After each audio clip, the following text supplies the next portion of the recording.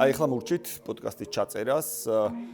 ჩვენი სტუმარი სიმონ ჯანაშია იყო და ვისაუბრეთ იმ ცვლილებებზე, რომელიც განათლების სისტემაში იგეგმება, ცვლილებებზე, რომელიც ალბათ ძალიან ბევრი ადამიანის ბედს შეცვლის და რო შევაჯამოთ, რაზეც იყო საუბარი და რაზეც ვისაუბრეთ, ეს იყო, რომ ადამიანები 3 წლით ადრე აღმოჩნდებიან შედარებით იაფ-მუშახელად შრომის ბაზარზე, თუ ეს ცვლილებები განხორციელდება, ადამიანები უფრო მეტად იქნებიან დამოკიდებული სახელმწიფოებზე, სახელმწიფო უნივერსიტეტების ავტონომია მაქსიმალურად შეიზღუდება და დაექვემდებარება განათლების სამინისტროს და კონტროლსაც მთავარია ხელისუფლების მხრიდან, რაც ცხადია საბოლოო ჯამში თითოეული ადამიანის, თითოეული მოქალაქის ცხოვრებას გაუარესებს. ამიტომ იმედი გვაქვს, რომ ამ საუბრით იმ ლაბირინთში, რომელსაც ხელისუფლება გვთავაზობს ეგრეთ წოდებული განათლების რეფორმის, ნამდვილში კი დეფორმის სახით, ცოტა გზამკვლევი მივეცი ჩვენს მაყურებელს.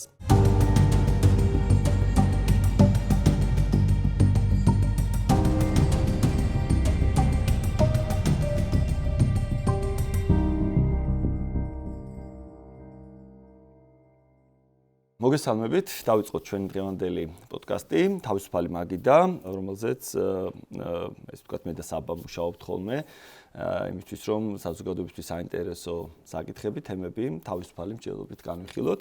დღეს ჩვენი სტუმარი სიმონ ჯანაშია, ადამიანი, რომელთანაც ძალიან დიდი ხნის ნაცნობობა და მეგობრობა მაკავშირებს და ადამიანი, რომელიც მე ვფიქრობ, ერთ-ერთი ყველაზე გამორჩეული მცოდნე არის განათლების რეფორმის, განათლების საკითხების, ეს ეხება როგორც ზოგად განათლებას, ასევე უმაღლეს განათლებას და ეს არ არის კომპლიმენტი, იმიტომ რომ მე და სიმონს ბევრი გვისაუბრია ამაზე. სიკო ესე დაგიძახებ, როგორც ვეძახით ხოლმე ერთმანეთს, ესე ჯობია. დღეს ამ თავისუფალ მაგიდას როგორც ესე ვშვებით ხოლმე, რომ ღვინოსთან ერთად შემოუცხდებით და დღეს წარმოდგენილი გვაქვს ღვინო ანდრო ბარნულს ბევრი იცნობს, ძალიან კარგ მეღვინეს, ღვინის ოსტატები, ნარცისი ქვია ამ ღვინოს, ეს არის ქართლის ღვინო, რომელიც არის ჩინურისა და მუსკატის ყურძნისგან დაყენებული, სრულ ჭაჭაზე დაყენებით და რა თქმა უნდა, ანდრო ნატურალისტი მეღვინეა, ბუნებრივი მეღვინეა და ის კულტურულ საფუარებს არ იყენებს, ვენახს ულის როგორც ორგანული წესებით როგორც ვეძახით, ღვინო არ არის გაფილტრული და ასე შემდგომ და ასე შემდგომ. უკეთ გამორჩეული ღვინოები აქვს ანდროს, ერთხელ ჩვენ გქონდა ანდროს ღვინო მე მგონით. ხო, რაც შეეხება ღვინოს, ჩვენთან ღვინოები ყოველთვის უკვე რაც მეორე სეზონი დავიწყეთ. ბუნებრივი ღვინის მაღაზიისგან 525 ვაინისგან არის, ისინი გვაწვდიან ამ ღვინოებს და ამ ღვინოების შეძენა, ყველა ბუნებრივი ღვინის შეძენა ძალიან სწრაფად და ყველაზე იაფად საქართველოში სწორედ ონლაინ 525 წერტილი ვაინზე არის შესაძლებელი. მე ღვინოს გავხსნი ამასობაში და თან რთულ თემებსაც შევეჭიდოთ, რომელიც დღეს მიმდინარე პროცესს შეეხება. მინდა რეფორმა უწოდო, მაგრამ როგორც ერთმა ჩვენმა მეგობარმა თქვა, ეს რეფორმა კი არა დეფორმაო განათლებისო და ამიტომ მოდი ცვლილებებს განათლების სისტემაში, ესე შეიძლება დავარქვათ, უფრო ნეიტრალური ტერმინი რო შევარჩიოთ და სამ ნაწილად დავყოთ. პირველი ეს იქნება ზოგადი განათლების საკითხები, იმიტომ რომ ცვლილებები შეეხება ზოგადი განათლების სისტემას.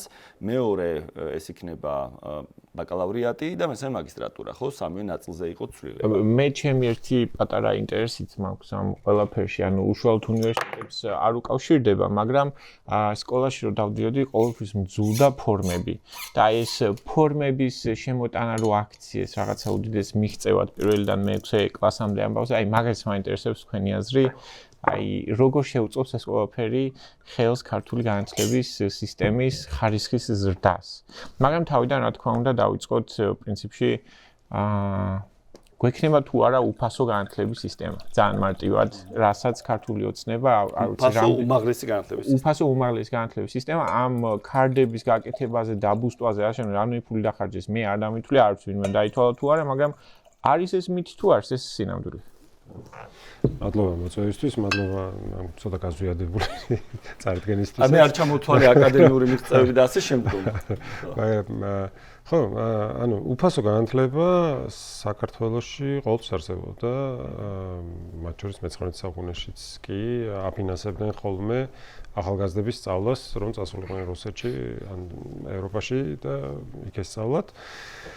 მაგრამ დღეს რაც ეძახიან უფასო განათლებას არის განათლება, რომელშიც შენ არ იხდი ფულს, ანუ რომელსაც სახელმწიფო გინაზაურებს.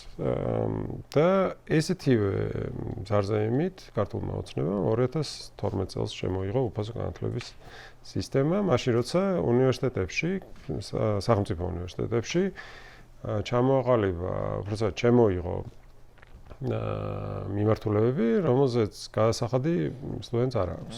ეს მიმართულებები ძირითადად არის ჰუმანიტარული მიმართულებები, როგორც თქვა, ბიოლოგია, ისტორია და ასევე საბუნებისმეტყველო მიმართულებები. მაგალითად არის ასევე ფილოსოფია. ანუ დღეს უკვე სანამ ვითომ ამ რაღაც რეფორმას ჩაატარებდნენ, დღესაც უკვე აქვთ სტუდენტებს უამრავი სპეციალობა, რომელზეც შეუძლიათ ისწავლონ გადასახადის გარეშე სახელმწიფო უნივერსიტეტებში. მაგრამ ამის გარდა დღეს აქვთ ასევე შესაძლებლობა მოიპოვონ სახელმწიფო გრანტი იმისთვის, რომ დაიფინანსონ სწავლა ნებისმიერ უნივერსიტეტში, მათ შორის კერძო უნივერსიტეტებშიც და სახელმწიფო უნივერსიტეტებშიც იმ სპეციალობებზეც, რომელიც არ შედის იმ უფასო განათლებაში. ეხლა ამ შესაძლებლობას ამცირებენ. ანუ შენ აღარ შეგეძლება რომ ისწავლო სახელმწიფო გრანტით კერძო უნივერსიტეტებში. ანუ 63 უნივერსიტეტიდან, რაც საერთოდ არსებობს საქართველოში, მხოლოდ 19-ში დაგიფინანსდება სწავლა და ამ 19-დან მხოლოდ 2-ში იქნება ის პროგრამა განხორციელებული, რომელზეც სწავლაც გინდა. თუ ეს არ ეხება აგრარულ და პედაგოგიურ პროგრამებს. ესენ შეიძლება სხვაგანაც იყოს სხვა უნივერსიტეტებში, მაგრამ აი თქვა თუ გინდა ისწავლო, თუ გინდა გამოხდე ისტორიკოსი, მხოლოდ თბილისში იქნება ერთი უნივერსიტეტი, რომელიც შემოგთავაზებს სახელმწიფო უნივერსიტეტებს შორის, რომელიც შემოგთავაზებს ისტორიის პროგრამას და ქუთაისში იქნება ასეთი უნივერსიტეტი. სამართალზეც იგივე. ნუ სამართალზე ვიცით რომელი კონკრეტული უნივერსიტეტი, დანარჩენზე ახლა მიდის გარკვევა რომელ უნივერსიტეტს მიცემენ სპეციალს. ხო, სამართალზე თქვენსა თბილისის სახელმწიფო უნივერსიტეტში იქნება მხოლოდ და ასევე ქუთაისის უნივერსიტეტში. ოღონდ ქუთაისის რომელ უნივერსიტეტში კიდე არ არის ჯერ გარკვეული, იმიტომ რომ იქ არის ორი სახელმწიფო უნივერსიტეტი, ერთი არის ქუთაისის აკაკი წერეთლის სახელობის და მეორე არის მომავალში ბიძინა ივანიშვილის სახელობის, ბიძინა ივანიშვილის დაარსებული საერთაშორისო ადრე ტექნიკური იყო და ახლა საერთაშორისო უნივერსიტეტია, იმიტომ რომ აღარ არის მხოლოდ ტექნიკური, იმიტომ რომ ბიზნესიც და ახლა უნდათ რომ ნაწილი პროგრამების აკაკი წერეთლის უნივერსიტეტიდან გადაიტანონ იქ. ეხლა თვითონ იმას აკრედიტაცია არ აქვს და ამათ აქვს. ავიანები ამბობენ, რომ იმიტომ აღარ არის ტექნიკური ასევე, მაგზეის გარდა, რომ აბრევიატურაში კარგად არ ჯდებოდა აი-ის ნაცვლად ტის ჩასმაო და ამიტომ ასევე გახდა საჭირო შეცვლა. შეიძლება, ხო, ანუ მაგაზე არის. ანუ ესე იგი, ეხლა თუ შეუძლია სტუდენტს რა აბიტურიენტს, რომ აირჩიოს რამდენი სახელმწიფო უნივერსიტეტიც უნდა, მაგალითად თუ უნდა სამართალზე სწავლა, ისტორიაზე ასე შემდეგ, და მიუთითოს, ვაი, თბილისში ცხოვრობს დაუშვათ და არის ბევრი სახელმწიფო უნივერსიტეტი. ამის შემდეგ შეიძლება რომ აირჩიოს მხოლოდ ერთი და არაფერი სხვა. და თუ გადაწყვეტს რომ დაუშვათ ის კონკრეტული უნივერსიტეტი არ მოსწონს, თსუ არ მოსწონს მაგალითად, ხო? მაშინ უნდა წავიდეს რეგიონში და იქ ისწავლოს. ან ალტერნატიულად ჩააბაროს კერძო უნივერსიტეტში, რომლის საფასურსაც არავითარ გრანტის მეშვეობით სახელმწიფო აღარ გადაიხდის. ხო. ანუ არჩევა შეუძლია, იმ სპეციალობას ვერ აირჩიოს. ანუ მაგალითად, შეუძლია აირჩიოს თსუ-ში, თქვა სამართალი, მაგრამ სამართალს სხვა სახელმწიფო უნივერსიტეტში ხო, აი სამართალს თუ გადაწყვეტა თბილისში მარტო თბილისში უნდა სწავლა. შეიძლება მოუწიოს მაგალითად მასწავლებლის მომზადების პროგრამის არჩევა სამართლის ნაცვლად. ან თუ თქვა ტექნიკურ უნივერსიტეტში უნდა სამართალს ვეღარ ისწავლის, ანუ ეხლა შეუძლია ისწავლოს სამართალი სოხუმის სოხუმის უნივერსიტეტში, ტექნიკურ უნივერსიტეტში, ილიას უნივერსიტეტში და თბილისის სახელმწიფო უნივერსიტეტში და შემდეგში შეიძლება რომ აირჩიოს მხოლოდ თბილისის სახელმწიფო უნივერსიტეტში ან ქუთაისში. და ანუ შესაბამისად ხო, ანუ ეხლა სახელმწიფო უნივერსიტეტებს შორის სამართალი შეუძლია კიდე ისწავლოს ზუგდიდში, ქუთაისში, ბათუმში, თელოში არ მახსოვს. გორშიც მე მგონი არის, მაგრამ მომავალში ახალ. მომავალში მარტო იქნება ქუთაისში და თბილისში და ამას ეძახიან უფასოს, ანუ რეალურად შეიძლება კი ამ ორი უნივერსიტეტში ისწავლი გადასახადის გარეშე და ეგეც კაცმა არის როგორ მოხდება, მაგრამ ისწავლი, მაგრამ რეალურად შეგიმცირდა შესაძლებლობა. დავაზუსტოთ, მე მგონი სწორია, რომ ეს ჩვენ საუბრობთ არა უფასოზე, არამედ გადასახადის გარეშე სწავლაზე, ეგ ძალიან სწორი. არა, იმიტომ რომ უფასო არის შემს, მაგრამ სულ ამაში სუბსიდირებულზე. ანუ ხარჯის გარეშე არ არის, ხო, წვადია, ანუ ვიღაცას ხარჯს სახელმწიფოს წევდა ბიუჯეტიდან და სახელმწიფო ამბობდა, რომ ყველა ადამიანი, რომელსაც უნდა უმაღლესი განათლება მიიღოს, თუ კი გადალახავს გარკვეულ ბარიერს გამოცდების შედეგად, მე მას მივცემ ვაუჩერს და მან გადაწყვიტოს, რომელი უნივერსიტეტია ის, სადაც შეუძლია უკეთესი განათლება მიიღოს. მაგალითად, მე ვთავაზობ რაღაც ჩემს სტანდარტებს, ჩემი სახელმწიფო უნივერსიტეტებიდან, ისე როგორც მოვახერხე და ეხლა მოდი გუცვლელები რო ვიყოთ, თქვათ, რომ ჩვენი უნივერსიტეტებია 1000-ულშიც კი არ შედის რეიტინგში, რაც მინახავს რენკინგში, მსოფლიო რენკინგში, ხო? ილია შედის. მე შედის უკვე. ილია? ხო, ილიას უკრავენ ზუსტად პროგრამას. ის მოძველი ინფორმაცია მაქვს. აი, მე ვასწავლი ილიაში და მაგიტო ძალიან ისეთი მახსოვს რომ 1000-ში. ესე ნახეთ, ესე კი ბატონო, ერთი უნივერსიტეტი შედის 1000-ში, მოდი ესე ვთქვათ, ამ რენკინგში და ეუბნებიან სახელმწიფო გეუბნება, რომ შენ მე დაგიფინანსებ სწავლას მარტო იქ, სადაც მე ვფიქრობ, რომ ესე ვთქვათ, განათლება შენთვის კარგი იქნება და არა იქ, სადაც შენ ვფიქრობ, რომ განათლება შენთვის კარგი იქნება. ანუ არჩევანს შენს ნაცვლად, ანუ სახელმწიფო გეუბნება, რომ თუ კი შენ გინდა გადაწყვიტო, სად ისწავლი და როგორ ისწავლი, მე შენ ამაში ფულს არ მოგცემ. მე როგორც მინდა, ისე თუ ისწავლი, მაშინ მოგცემ ფულს. არა, ფულს არ მოგცემ კი არა, შესაძლებლობასაც არ მოგცემ, იმიტომ რომ მაგალითად სტუდენტს მოსწონს, აი ილია, რა კი არის 1000-ულში, უნდა რომ იქ ისწავლოს კერძოს ამბობს, სხვა რამეს ამბობ. სახელმწიფოსა და კერძოს ვამბობ ეხლა. ანუ ადამიანს თუ უნდა კერძო უნივერსიტეტში ისწავლოს, მე თავისუფალ უნივერსიტეტში მუშაობ და ეხლა ამ პერსპექტივიდანაც უყურებ ამ საკითხს. თუ კი სტუდენტებს უნდა რომ და როგორ იყო, ხო აი ჩვენ რო შევხედავდით მაგალითად წლის მანძილზე საუკეთესო, თქვა 100 სტუდენტი, აბიტურიენტი, რომელმაც მიიღო ქულები. ხო ამათგან ძალიან დიდი ნაწილი მოდიოდა თქვა სამართალზე როცა ვარ მე ჩემთან ჩვენს უნივერსიტეტში მოდიოდა, ხო? ანუ სტუდენტებმა იცოდნენ, სად შეიძლება წასულიყვნენ, როგორც მათ უნდათ. მე არ ვაკნინებ არც ერთ უნივერსიტეტს, განსაკუთრებით მათ, რომლებსაც თავისუფლება აკადემიური აქვს შენარჩუნებული და პროგრესს განიცდიან, მაგრამ სტუდენტი წყვეტდა ამას. ანუ რაღაც ფულს უფინანსებდა სახელმწიფო, რაღაცას ამატებდა თავად. ანუ უღირდა მას დამატებით გადაეხადა ფული რო ესწავლა. ეხლა სახელმწიფო უნება რომ არა. ყოველთვის არც ამატებდა. მაგალითად, განათლების პროგრამები კავკასიის უნივერსიტეტში იგივე ფასი ღირს, რაც ილიას უნივერსიტეტში. ანუ ეს და უნივერსიტეტები სხვაშორის ერთ-ერთი რაც მოხდება, ეგეც არის, რომ თუ კერძოებისთვის ორიენტირი გაქრა სახელმწიფო უნივერსიტეტი რა არის რა, მაშინ ისიც არ ეცოდინებათ რეალურად რას უნდა გაუსწორონ საკუთარი გადასახადები. ანუ ეხლა მაგალითად იმისთვის რომ მოიზიდონ სტუდენტები, უყურებენ სახელმწიფო უნივერსიტეტებში რა ფასია. ეხლა იქ თუ გაქრა საერთოდ გადასახადი, მაშინ ამათ უნდა მოიფიქრონ უკვე სხვა რაღაცას. იყო ესეთი ხო, თავიდანვე როცა ესეთ კომერციული სასწავლებლები გაჩნდა 90-იანი წლებიდან, რომ აი მაშინ რაღაც იყო რაღაც ეგეთი გამოცდილება. 90-იანებში რა მოხდა, რომ წარმოიდგინოთ, სახელმწიფო მაშინაც ამბობდა, რომ ჩვენ ვაფინანსებთ სახელმწიფო უნივერსიტეტებში სწავლა, მერე მიხვდნენ, რომ არ ყოფნით ფული იმისთვის, რომ ეს უნივერსიტეტები ფასიანი და უფასო. მერე გაიყო შიგნით, ხო გაჩნდა ფაკულტეტები და პროგრამები, სადაც ორი ჯგუფი იყო ფასიანი, უფასო, უფასოზე სხვა კრიტერიუმებით იღებდნენ, ფასიანზე სხვა კრიტერიუმებით, ანუ ფასიანზე ნაკლები კრიტერიუმებით იღებდნენ და უფრო მარტივად უწევდნენ, ნიშნავს, რომ ეს ხალხი შეენარჩუნებინათ. და ამან გაუჩინა უნივერსიტეტებს დამატებით შემოსავალი და ეხლა უნივერსიტეტებს ეუბნებიან თქვენ არც ერთი სხვა წყარო გარდა სახელმწიფოსი არ უნდა გქონდეთ. ანუ სტუდენტს არ უნდა მოქონდეს ფული და მათ შორის უცხოელ სტუდენტს არ უნდა მოქონდეს ფული იმისთვის რომ თქვენ არ იყოთ არ გქონდეთ დამოუკიდებლობა. მე ხა ეგ სტუდენტისთვის რას ნიშნავს? ამაზე ვაპარაკეთ ხო რა, ნაწილობრივ ბევრ სხვა რამესაც ნიშნავს, მაგრამ იმიტომ რომ მათ შორის ადგილის გამოცვლა შეიძლება მოუწიოს თუ უნდა რომ უფასოდ მიიღოს განათლება, ანუ იძულებული გახდეს თბილისიდან გადავიდეს ქუთაისში, მაგრამ მეორე არის უნივერსიტეტისთვის რას ნიშნავს? ანუ შენ როცა გეუბნებიან რომ ეხლა მაგალითად ილიას უნივერსიტეტს როცა ეუბნებიან რომ ბიზნესი აღარ გექნება, ნიშნავს რომ შენ ვეღარ დააფინანსებ სოციოლოგიას. ხო, თითქოს რა კავშირია ხო ბიზნესსა სოციოლოგიას შორის, სოციოლოგიაზე როცა ცოტა ხალხი აბარებს და ხარჯი არის მაინც მაღალი, იმიტომ რომ პროფესორები მაინც გჭირდება. მაშინ შენ სხვა მიმართულებიდან, სადაც ბევრი ადამიანი აბარებს, იქიდან მოგაქვს ფული და აფინანსებ ამ მცირე კონტინენტში რაც არის ბიზნესშიც ესე ვთქვათ, ხო? შეიძლება ხო საქმეთა 20% შეიძლება არჩენდეს დანარჩენ 80% საქმეების, ოღონდ ის 20% ვერ იქნება ის 80-ის თუ არ გაქვს რა ესე რომ. შეიძლება ხო ეს პარეტოს პრინციპი, შეიძლება იპოვო რომ 20% იწევს რაღაცას 80% შედეგებს, მაგრამ ამ შემთხვევაში არის სუბსიდირების პრობლემა, ხო, რომ თუ შენ გამოგაკლებენ იმ შემოსავლიან მიმართულებებს, ხო? არის შემოსავლიანი და შემოსავლიანები არის უცხოელები და ის პოპულარული მიმართულებები, როგორც არის მაგალითად სამართალი, ბიზნესი და ასე შემდეგ. მაგას თუ გამოგართმევენ, მე არა შედარებით ნაკლებად პოპულარულების დაფინანსება გაგიჭირდება. და სახელმწიფო გეუბნება, რომ არ არის პრობლემა, მე დაგიფინანსებ. ოღონდ არ გეუბნება, როგორ დაგიფინანსებს. აი მაგალითად, რა ფორმულით დაგიფინანსებს, რამდენი პროფესორს დაგიფინანსებს და 90-იანების მაგალითამდე რო წავიდეთ, ისე უკან. ხო, იქ სახელმწიფოს უწევდა უკვე რეგულირება პროფესორების რაოდენობის უნივერსიტეტებში, ხო, შტატების დამტკიცება, რასაც ერქვა რა.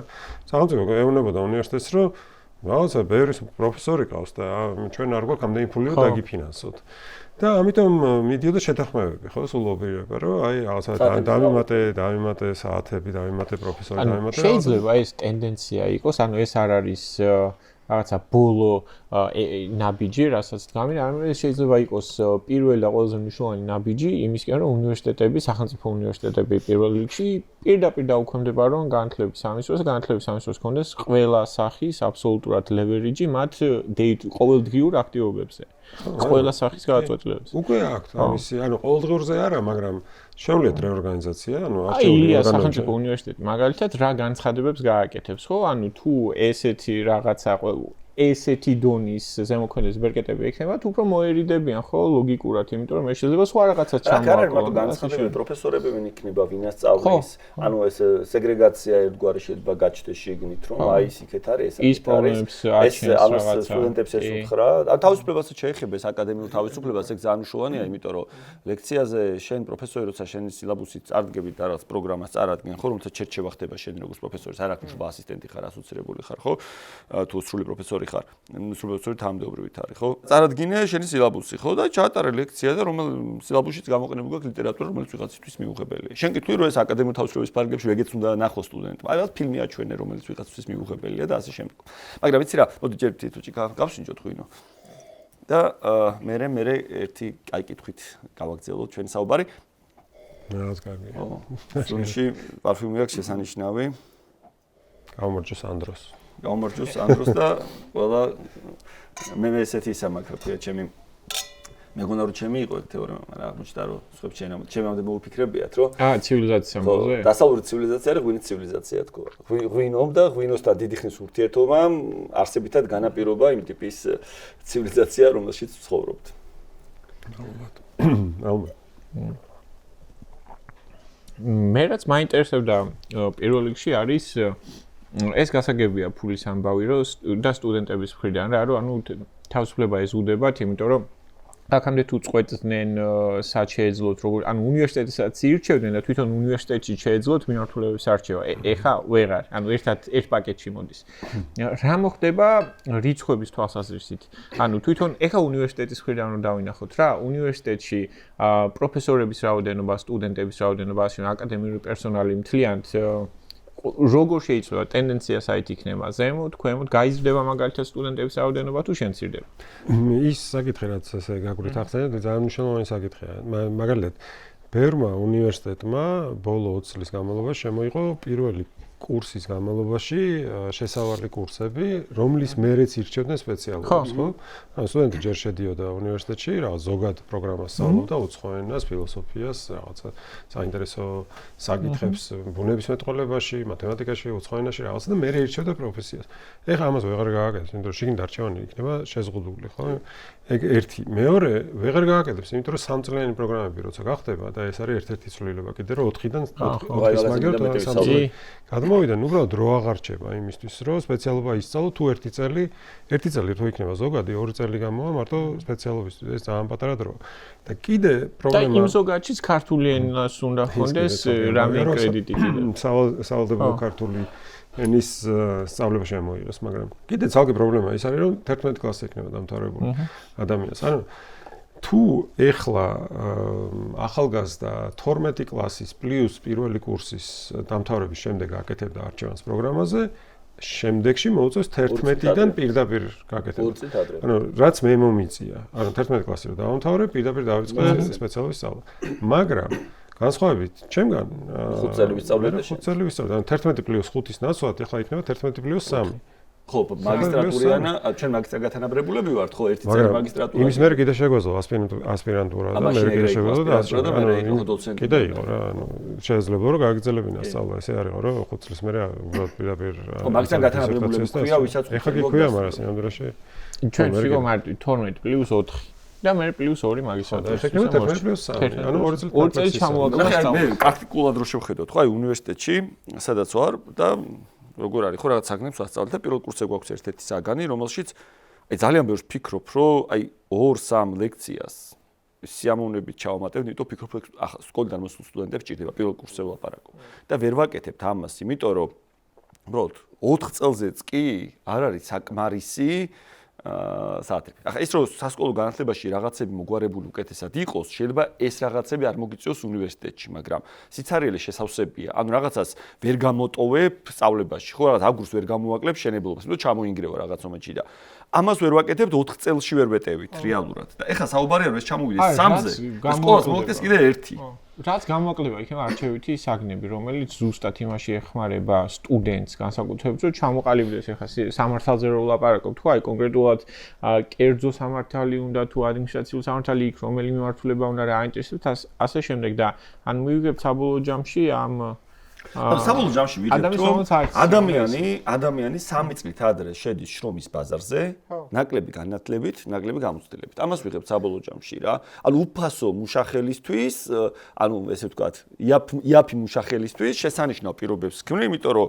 შენთან ვინც განათლება მიიღო, 11 კლასი დაამთავრა სკოლა და აქ საინტერესო საკითხია რომ ითქვა რომ მე-12 კლასიც ვისაც ენდომება აიღებსო, მაგრამ ჩემს გაურკვეველია კაცო 11 კლასში თუ ყველაფერი ისწავლება, მე-12-ში აღარ უნდა ისწავლოს ამ ადამიანმა. და თუ 11-ში არ ისწავლება ყველაფერი, მაშინ იმ ხალხს უჩაგრავთ, ვისაც მე-12 კლასს არ ვასწავლეთ, ხო? თან ძალიან მნიშვნელოვანია აქ როცა ლაპარაკობთ 12 კლასის განათლებაზე, ამის მიზანი ხო მოქალაქის მომზადება, აქ ხო აბიტურიენტს არ ამზადებ. ანუ შენაბობ რომ მოქალაქეების ნაწილს რაღაცებს მესაწავლი და ნაწილს თავს არ მოიკლავ იყოს 11 წლის განათლებით, ხო?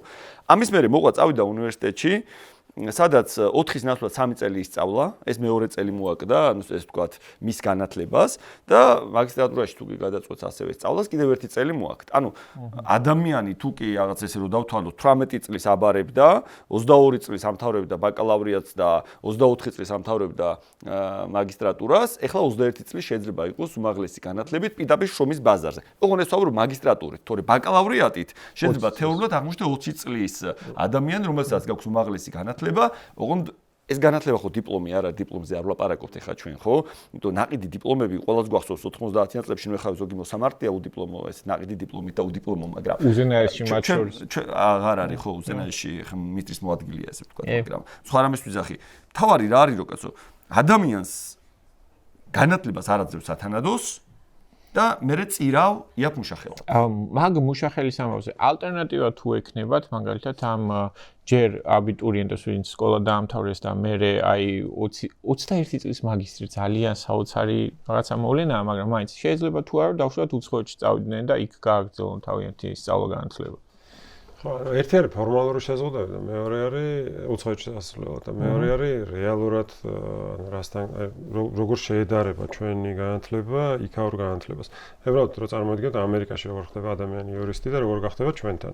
ამერიკაში 12 წელი სწავლობს სკოლაში, მე 4 წელი სწავლობ ბაკალავრიაში და მე მხოლოდ მაგისტრატურაში შეგიძლია გახდე იურისტი საბოლოო ჯამში, ხო?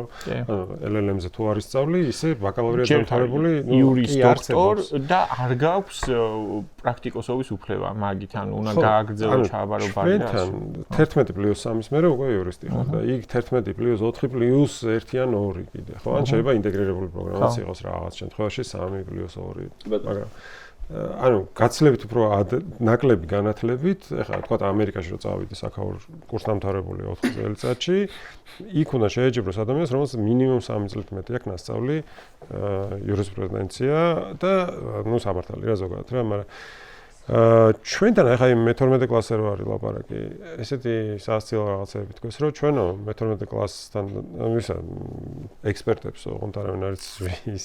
გითხეთო, რომ 12 წლის მიზნებიო, შეგვიძლია თუ არა 11 წელში განვახორციელოთ. იმად გითხრას, რომ კიო, პრობლემა არ არის, ანუ ის მიზნები ისე იყო რა გაწერილი 12 წელზე თურმე. და რაღაცა ზედმეტი იყო საშუალება და რაღაც გაწერეს. და ეხლა შეგვიძლია 11 წელში იგივეს მიაღწიონ, მაგრამ მე-11 წელი არ იქნება განათლება, სინამდვილეში იქნება გამოცდებისთვის მომზადება. სასწავლო სახელიც მოიფიქრეს რეპეტიტორიუმი, ესეთი, როგორც კრემატორიუმი, პურგატორიუმი და ასე შემდეგ. ეს იქნება მე-11. ანუ რეალურად განათლება არის 10 კლასიანი. მე-11 კლასში არის გამეორება იმისი, რაც ისწავლე 10 წლის განმავლობაში, იმისთვის რომ ჩააბარო უმაღლესში. მერე შეგიძლია რომ ხო მზად ხარ უკვე უმაღლესში ჩასავალ, შეგიძლია რომ აღარ ჩააბარო უმაღლესში და გააგრძელო კიდე 1 წელი სწავლა, ოღონდ რა უნდა ისწავლო უკვე როცა დაფარული გაქვს 10 წელში გაქვს სინამდვილეში ნასწავლი 12 კლასის პროგრამა. მე-11 იყო გამეორება და მე-12-ში კიდე გამეორება. მე-12-ში რა უნდა გააკეთო, მაგრამ წარმოიდგინეთ ეგეთი სიტუაცია, თქვათ მე-12 კლასში გადავიდა ადამიანი, მაგრამ ამბობს, რომ მე ხომ მზად ვარ უკვე უმაღლესისთვის, ჩამაბარებინეთ, თუ შეიძლება პარალელურად. თან მე-12 კლასში ვისწავლეთ, თან უმაღლესში ვისწავლეთ. იმიტომ რომ უფლება ხო აქვს 11 კლასს დამთავრებულს. ანუ ეს შესაძლებელი იქნება თუ არა, მე ვასწავლი, მუშაობ სკოლაში, თან ვასწავლი, თან ადმინისტრაციაში მუშაობ.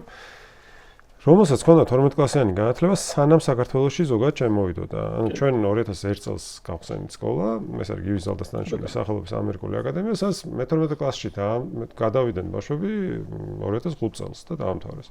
და მაშინ ყავდა ეგეთ შემთხვევები, როცა ბავშვების ნაწილმა პარალელურად დაამთავრა, პარალელურად სწავლობდა საჯარო სკოლაში, თან დაამთავრა, თან სტუდენტი იყო, თან ჩვენ სკოლაში სწავლობდა და ეხლა რაღაცა მსგავს რაღაცას ვაშენებთ. და კიდე ცალკე საკითხია, აი თქვათ მე-12-ში გადავედი და უცებ ოქტომბერში თქვი რომ არა მეზარება ეს მე-12 კლასი და მომეც თუ შეიძლება მე-11 კლასის ატესტატი, მოგცემენ თუ არ მოგცემენ, არავინ არ იცის. მე თქვათ მე-11-ში გადავედი და მეუბნებიან რომ მე-11 კლასში ახლა შენ მოგამზადებთ უმაღლესისთვის და შენ რომ მე არ მინდა უმაღლესში ჩაბარებ. მე მინდა რომ უბრალოდ 11 კლასი, ანუ სრული განათლება მივიღო რა, სრული ზოგადად. რა უნდა ვისწავლო? ახალი რამე ხო? აი რატომ უნდა გავიმეორო ის რაც უკვე ვისწავლე, როცა არ ვაპირებ არსად ჩაბარებას. ხო და აი ამ რაღაცა იმისი აჯობსანდანის საერთოდ რა აზრი აქ ანუ ვისთვის აკეთებ? ანუ ადამიანი შეიძლება ერთდროულად იყოს სკოლაშიც და ერთდროულად იყოს უნივერსიტეტშიც და ორივე განისწავლის ქართულ გრამატიკას. ანუ შეიძლება იყოს სკოლაში, მაგრამ მას უკვე შეიძლება არ იყოს უნივერსიტეტში, შეიძლება არ მიცენ ამის უკვე, მაგრამ ის მზად არის იმისთვის რომ იყოს უნივერსიტეტში, ანუ საკმარისი ცოდნა აქვს იმისთვის რომ იყოს უნივერსიტეტში, მაგრამ კიდე ერთ წელი აქვს დასამთავრებელი. იმისთვის რომ ატესტატი მიიღოს, რაც აი საერთოდ აბსურდია. მაგრამ ეხლა ნახეთ კიდე რა არის, ჩვენ რომ სამყაროს ვხედავთ, განათლება და ცოდნა, დაგროვებული ცოდნა კაცობრიობის ყოველ წლიურად იზრდება სინგულარულად რა ეს ანუ აჩქარებულად იზრდება ცოდნები რომელიც გროვდება ხო 1000 ახალი აღმოჩენა 1000 ახალი საკითხია აი ჩემს პროფესიაში მაგალითად მე რომ სტუდენტი ვიყავი რა იყო ჩემთვის ხელმისაწვდომი ინფორმაცია ხო რაღაც ქსეროასლებით ნაშოვნი წიგნები აი ეგეთი იყო 2000-იანების დასაწყისი სტუდენტობა ინგლისურიდან რომ ვიღაც რუსულად თარგმნიდა რუსულიდან ქართულად თარგმნიდა აი რაღაც ეგეთი წიგნები წვალობდი და ეხლა როცა ინტერნეტის სამყაროა, როდესაც ძალიან ბევრ რამეზე მიგიწვდება ხელი. ეს არ არის მარტო წიგნი რო დაწერა ვიღაცამ. Case law მაგალითად, ხო, სხვადასხვა ქვეყნები, საითმიდის სამართალი, სამართლის ფილოსოფია. ეს არის ძალიან დიდი ოდენობის მასალა, რომელიც იზრდება კი არ მცირდება. ანუ რაც უფრო მეტი დრო გავა, კიდე ემატება ეს მასალა. და შენ იმის პარალელურად რომ ამ მასალის შესასწავლად მეტი დრო გქონდეს, გიმცირებენ დროს ამის მისაღებად. ანუ აი ეგ პრობლემა, ეს არ არის მარტო სამართალში, ხო, ნებისმიერ ალბათ განათლების ნებისმიერ მიმართულებაში ეგ არის, ხო? ნებისმიერ სკოლაში იქნება ყველაზე მეტად ტექნიკური მიღწევები და ასე შენ ყოველდღიურად მართლა ახალი რაღაცა ხდება. ანუ გამოდის რომ ის რასაც მაგალითად 20 წლის წინ სტუდენტი, ანუ 30 წლის წინ სტუდენტი სწავლობდა იმავე პროფესიის სტუდენტმა უნდა ისწავლოს პლუს ბოლო 30 წელში შექმნილი ცოდნაც. არა ხოლმე იმ სფეროში, მაშინ უფრო ვიწრო დისციპლინური სწავლება იყო, ხო მულტიდისციპლინური სწავლება. და ამ დროს როცა ეს გაიზარდა მოცულობა, გეუბნებიან რომ ეს უფრო ნაკლებ დროში უნდა გამოვიდეს და აი ლოგიკას აქვე ვხედავ. კითხვა მაქვს ესეთი, რატო? რატო აკეთებენ ამას, ხო? ეგ არის უფრო რა გავიგეთ, რატო? ახლა შეიძლება ვიფიქროთ, რომ უბრალოდ არაკომპეტენტურები არიან, მაგრამ ეგ არ არის ახსნა, იმიტომ რომ არაკომპეტენტურები რო არიან, ეგ ჩანს იქიდან, რომ საერთოდ არ იციან რა მიზნებისთვის იყო შემოღებული ეს 12 კლასი, ხო? უბრალოდ კითხეთ მოესწრება თუ არა, არის სრულად არაკომპეტენტური კითხვა. რომ მე-12 კლასი იყო შემოღებული ბევრი სხვა მიზეზის გამო, მაგალითად ერთი იყო ის რომ თავსებადი ყოფილიყო სხვა განათლების სისტემებთან ჩვენი რომ მარტივად წასულიყო მაგალითად სკოლა დამთავრებული ევროპულ უნივერსიტეტში ან ამერიკულ უნივერსიტეტში იმიტომ რომ იქ მინიმუმ 12 წელი უნდა კონდეს მასწავლი თუ არა და მოგიწევს 1 ან 2 წლის დამატება ბოლონიის პროცესის ნაწილი არის თქოს არაფერს მაგრამ რეალურად გამოცდილება არის ევროპული ის რომ არის 12 კლასიანი სისტემები გერმანიაში ზოგან 13 კლასიანიც არის, თუ გინდა გერმანიაში ისწავლო, მინიმუმ 12 წელი უნდა კონდეს მასწავლი, რომ მე წახვიდე 1 წლიან მოსამზადებელზე და მე გადახვიდე უნივერსიტეტში, ან უნდა 2 წელი დაამატო, ან აქ ჩააბარო 2 წელი მე გადახვიდე. მაგრამ ეს არ იყო ერთ-ერთი არგუმენტი. მეორე არგუმენტი იყო ის, რომ ახალგაზრდა რაც უფრო გვიან აკეთებს არჩევანს, მომავალი პროფესიის თვალსაზრისით მით უფრო გააზრებული აქვს ეს არჩევანი. ანუ მით უფრო ნაკლები შანსია რომ უცებ აღმოაჩენს რამდენიმე თვეში, თქვათ უმაღლესი ჩაბარების მერე ან პროფესიული განათლების სწავლის შემდეგ რომ ეს თორმე არ ყოფილა ის მე რაც მეგონა. აი მაგალითად მე მეგონა რომ ექიმის პროფესიას ყოფილა ჩავაბარე სამედიცინოზე და ეხლა აღმოჩნდა რომ ვეროთ უფრო რთულია და აღარ მინდა. სამართალშიც გვაქვს ხოლმე ეგენი, იმიტომ რომ აი ფილმებში ხო არის ეს courtrooms რაღაცები აღწერილი ასე შემდეგ და იურისტის პრაქტიკოს იურისტის მუშაობა რეალურად აი 70% მაინც თუ მეტი არა არის უბრალოდ რაღაცა ქაღალდებში ქეფა მართლა და აბსოლუტურად მოსაწყენი რაღაცების კეთება. და მაგას რო აღმოაჩენ და უკვე რაღაცა 1 წელი დამთავრებული გაქვს, ანუ მერე უნდა ადგე და სხვაგან გადახვიდე, ხო? კარგავენ. ხო, და ნუ რაც უფრო გვიან გააკეთებს, მით უფრო ამარჩევანს უკეთესია და თან მეტი დრო რჩება სკოლაში, რომ ინტეგრირება გააკეთო, მაგალითად საუნივერსიტეტო მომზადების პროგრამების.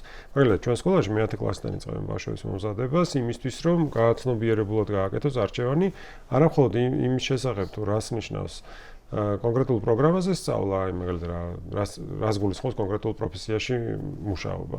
არამედ სად არის შესაძლებლობა რომ შეისწავლო ეს, მაგალითად რა დაფინანსების შესაძლებლობები არსებობს, რა არის მოთხოვნები იმისთვის რომ ჩააბარო და ასე შემდეგ. მაგრამ კიდე სხვა არგუმენტებიც იყო, ანუ იმასთან დაკავშირებით რატო უნდა იყოს 12 და არა 11 წლიანი.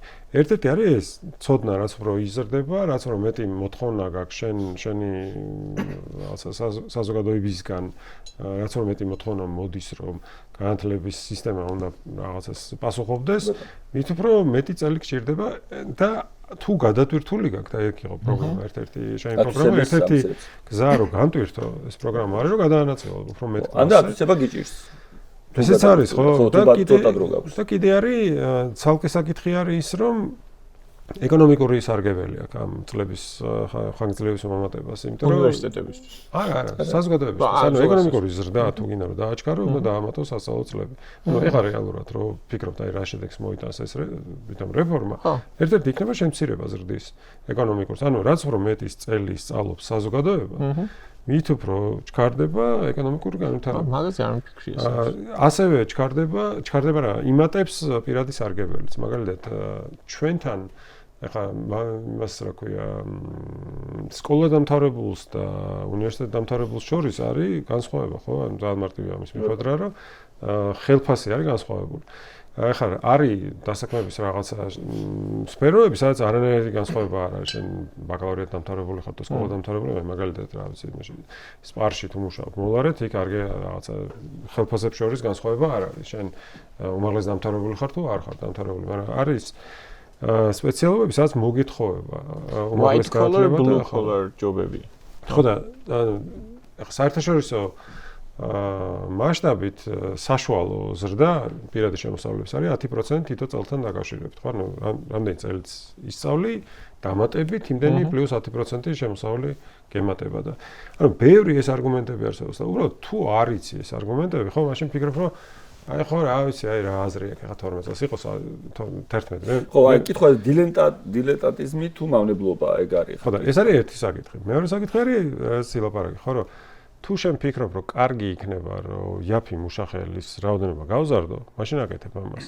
და როგორც ჩანს, ეს არის მიზანი, იმიტომ რომ კობახიძემ პირდაპირ თქვა ეს რომ ირაკლი კობახიძე როგორც პარლამენტში მოითხოვეს, რომ სახელის ბატონი ირაკლი კობახიძე, ამას რომ რა კარგია რომ მე-12 აღარ იქნება, 30000 ახალგაზრდა გამოთავისუფლდება, რომ პირდაპირ შევიდეს სამუშაო ბაზარზე და ეხლა ეს სამუშაო ბაზარი სადაც შეიძლება შევიდეს, არის ანუ სადაც იაფი მუშახელი შეიძლება დასაქმდეს, რაც იზრდება საქართველოში ერთადერთი მე რაც ვიცი არის მშენებლობა. შეიძლება კიდე რაღაც არსებობს, რაც მე არ ვიცი.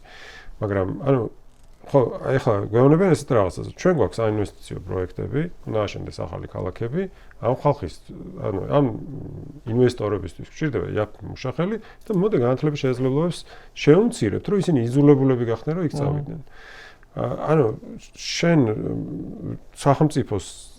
სახელმწიფოს კი აღარ წარმოადგენ და საზოგადოებას კი აღარ წარმოადგენ და ინვესტორს, ხო? ინვესტორის ვიღაცა წერდა კობახიძე ლაპარაკობს როგორც HR-ი რა, ინვესტორისა და მართლა რაღაც ესელა გველაპარაკება რა. და პლუს ამის გარდა არის კიდე აი სამოქალაქო განათლების ასპექტი, რაც ასევე ახსენე, რაც რომ ნაკლები წელი ისწავლის საზოგადოება, მით რომ მარტივად მანიპულირებადი ხდება. იმიტომ რომ ნაკლები კრიტიკული აზროვნება აქვს, ნაკლები სამოქალაქო ღირებულებები აქვს, იმიტომ რომ განათლების სფეროში კვლევის უნარჩვევები ელემენტარულად რა ვიცი. გაცნობიერებული არჩევანის გაკეთების შესაძლებლობა ნაკლები აქვს, ხო რა და ეს გაცნობიერებული პროპაგანდისტები მედეგობა ნაკლები აქვს და ასე შემდეგ.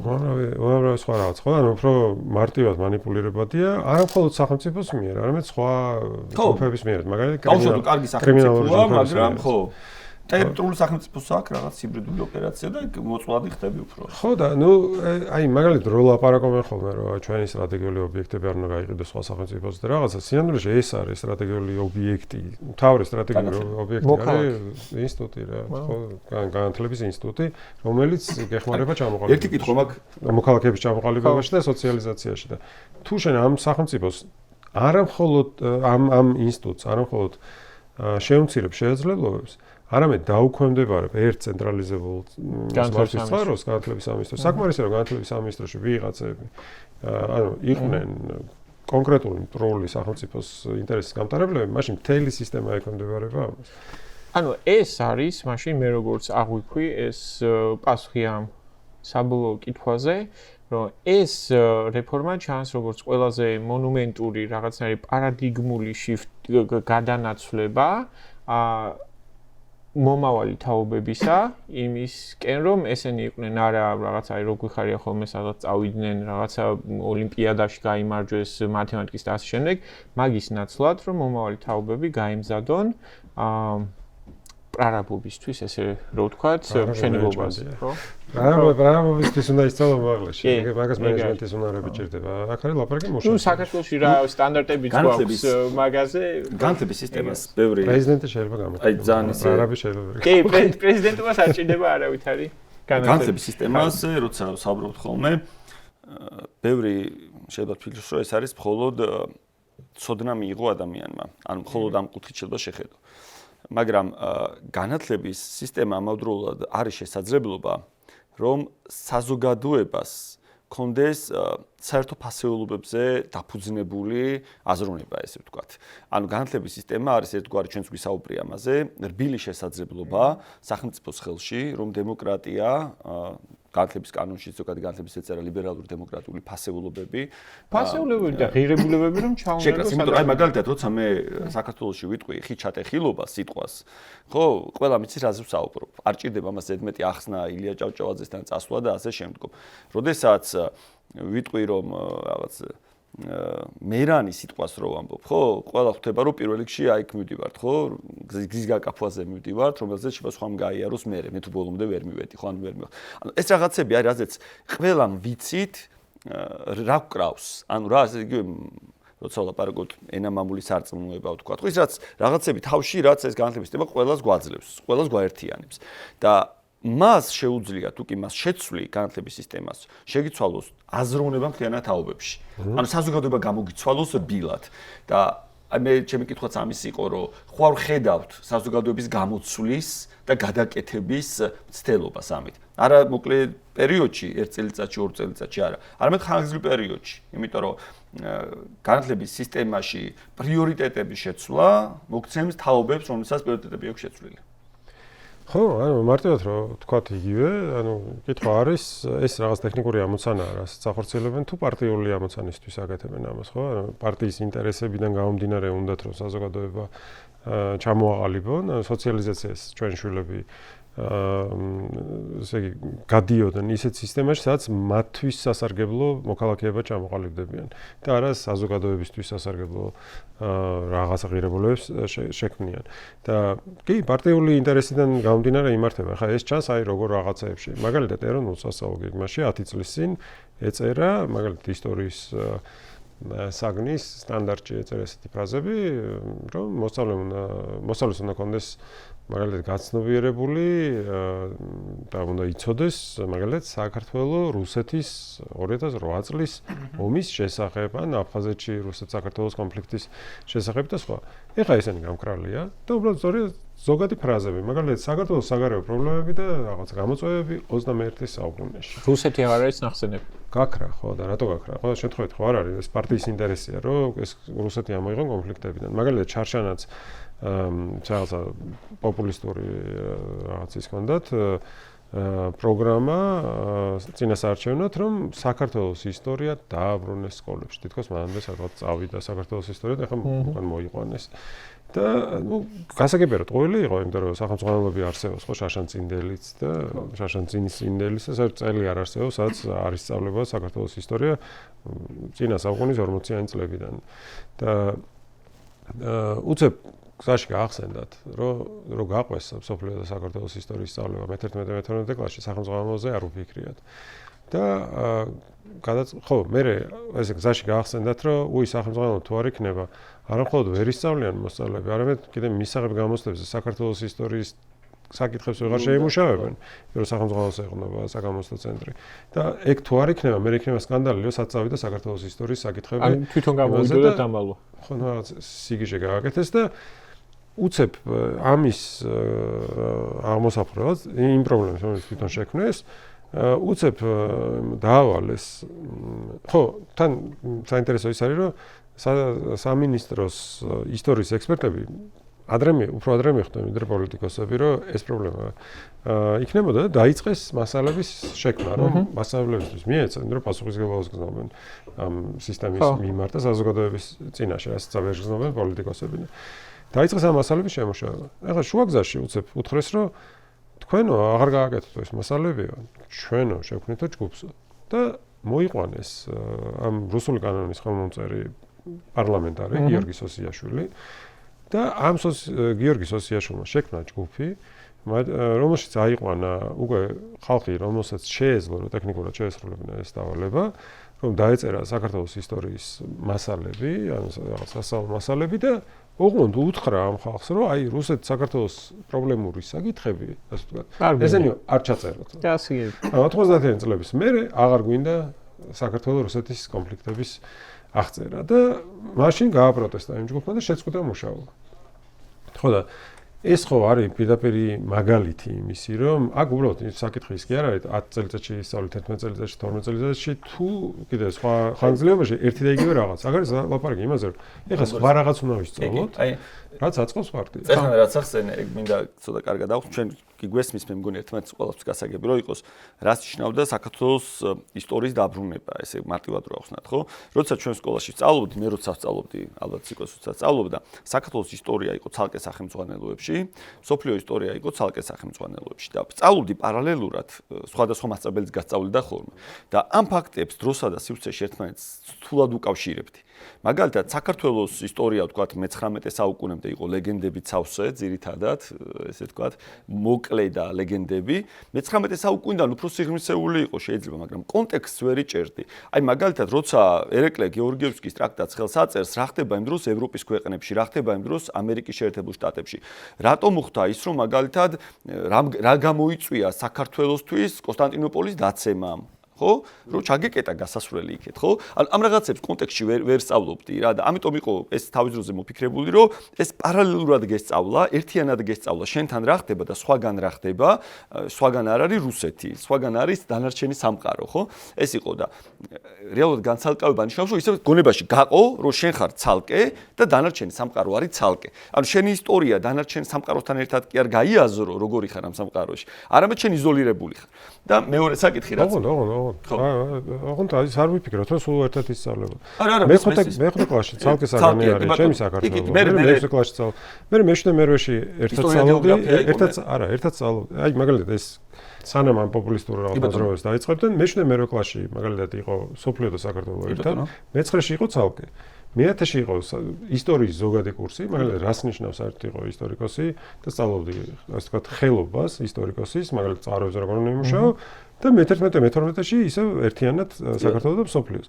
ანუ იყო კურსი ცალკე საქართველოს ისტორიის, ვთქვათ, მე-5, მე-6, მე-9 კლასებში და იყო საერთოდ, ანუ გაერთიანებული მე-7, მე-11, მე-12-ში. ანუ ესე კი არ იყო, რომ საერთოდ არა, ხო რა თქმა უნდა. ანუ ცალკეც ისწავლებოდა, ერთიანად ისწავლებოდა, მაგრამ თქვენს რომ ეს თურმე ესო 9 წლის წინ ამოიღესო და ხა ჩვენ დავაბრუნოთ. და მეორე საკითხი. უბრალოდ იგივე გათამაშება გააკეთეს გოგიბაშვილზე. ხო, დედაენაზე. ხო, დედაენაზე ესე 2019-ში 20-ში ხდებოდა ეს ამბავი, ასე თქვენს რომ ვიღაცებმა ვაგრძალესო რაღაც გოგიბაშვილის დედაენაო და ამ დროს სკოლებში ბავშვები სწავლობდნენ იმ სახელმწიფოდ.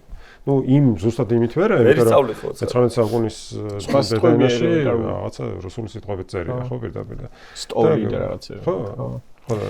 და მეორე საკითხი რაც იყო, აი ჩვენ რომ ყველა გაიხსენებს ალბათ ჩემი თაობის ალბათ ან უფრო კიდევ უფროსი ადამიანები, რომ ისტორიას ისე სწავლობს სკოლაში, ჩემს დროს ესე ისწავლებოდა, რომ მტრად, ემოციურ მტრად რჩება ქვეყნები, რომლებთანაც საუკუნეები აღარაფერ შეხება აღარ ქონია. რა ვიცი, მტრად რჩება არაბი, მონღოლი, ანუ რომელთანაც აღარც აქვს ეს რა ქვია, კონტაქტი. ოღონდ რუსი, აი ესე არ არის, რომ ძალიან მტრად არ რჩებოდა.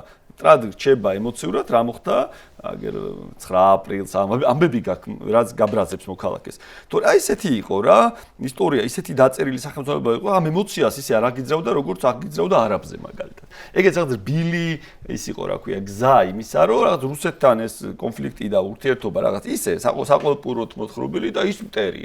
აი რაღაც არაბზე გაბრაზ. სტალინის ის იყო, კონცეფცია იყო, რომ რუსეთი იყო ბოროტებაში შორის ყველაზე ნაკლები ბოროტება და ანუ ამიტომაც თქვა ერეკლემ აირჩია რუსეთი როგორც რაღაცა მოკავშირედ, იმიტომ რომ სხვები უფრო მეტი ბოროტებები იყვნენ, მაგრამ ეხლა ამას თავი რომ დავანებოთ ანუ ისტორიის გააზრებას. ეხლა პრობლემა ის არის, რომ თუ აქამდე